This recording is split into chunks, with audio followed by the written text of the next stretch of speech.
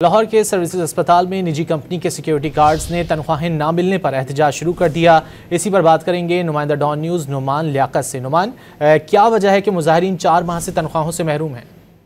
देखिए, ये सर्विसेज अस्पताल में सिक्योरिटी फराहम करने वाली कंपनी है जो गुज़िश्ता 4 माह से